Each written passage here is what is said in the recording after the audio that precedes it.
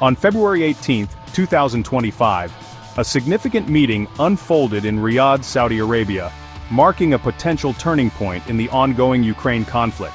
High-ranking officials from the United States and Russia convened to discuss the possibility of ending the war and improving bilateral relations. This meeting signaled a shift in U.S. policy after 3 years of isolating Russia. The U.S. delegation included Secretary of State Marco Rubio, National Security Advisor Mike Waltz, and Middle East Envoy Steve Witkoff. Representing Russia were Foreign Minister Sergei Lavrov, Kremlin Foreign Affairs Advisor Yuri Ushakov, and businessman Kirill Dmitriev. Dmitriev's presence underscored the economic aspects of the discussions. The primary objective of the meeting was twofold. First, to explore avenues for ending the devastating conflict in Ukraine, which had been raging since Russia's full-scale invasion in February 2022. Second, to address the strained relationship between the U.S. and Russia, seeking ways to improve communication and cooperation on various fronts. The meeting in Riyadh represented a high-stakes diplomatic endeavor with potentially far-reaching consequences. The world watched closely as these two global powers engaged in dialogue after a prolonged period of hostility and mistrust. The outcome of these talks could reshape the geopolitical landscape and determine the fate of Ukraine.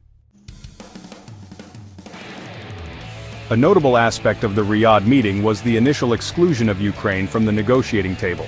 This decision drew criticism from Ukrainian President Volodymyr Zelensky, who asserted that Ukraine would not accept outcomes from discussions conducted without its direct involvement. While U.S. officials maintained that they were engaging with both sides, the absence of Ukrainian representation in the initial talks raised concerns about potential concessions being made at Ukraine's expense. This move fueled anxieties among European allies, who feared being sidelined in crucial negotiations that directly impacted their security. France, in particular, expressed its apprehension and called for an emergency meeting with EU countries and the UK. French President Emmanuel Macron, after speaking with both former President Trump and President Zelensky, emphasized the need for Russia to cease its aggression and for robust security guarantees to be provided to Ukraine.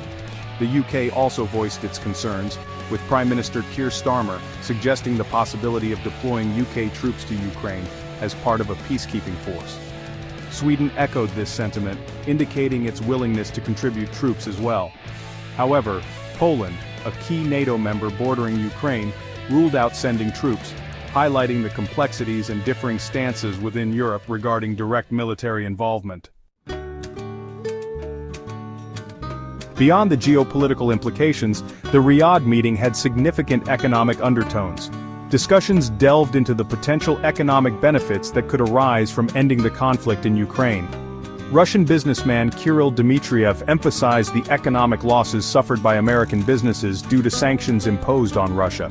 Dmitriev argued that the Russian market presented attractive investment opportunities for American companies once the sanctions were lifted.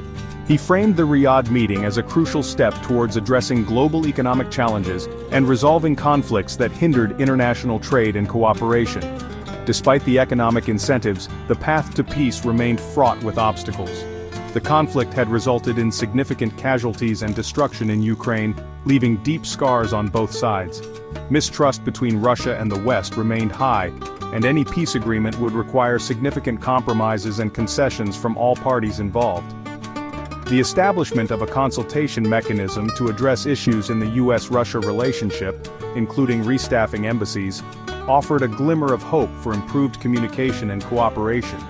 However, translating this mechanism into concrete steps towards ending the conflict would require sustained diplomatic efforts and a willingness to address the root causes of the conflict. The decision to hold such a pivotal meeting in Riyadh underscored Saudi Arabia's growing influence on the world stage.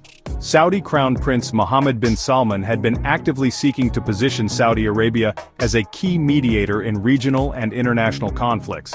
Hosting the U.S.-Russia talks was a significant diplomatic win for Prince Mohammed, showcasing Saudi Arabia's ability to convene high-level meetings and facilitate dialogue between global powers.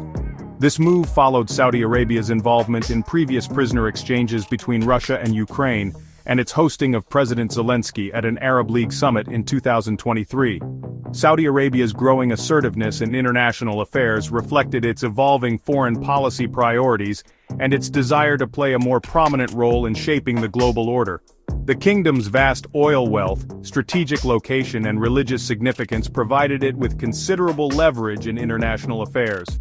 However, Saudi Arabia's human rights record, and its involvement in the Yemen conflict, continued to draw criticism from Western nations. Balancing its strategic interests with its human rights obligations would remain a challenge for Saudi Arabia as it navigated the complexities of international diplomacy and sought to enhance its global standing.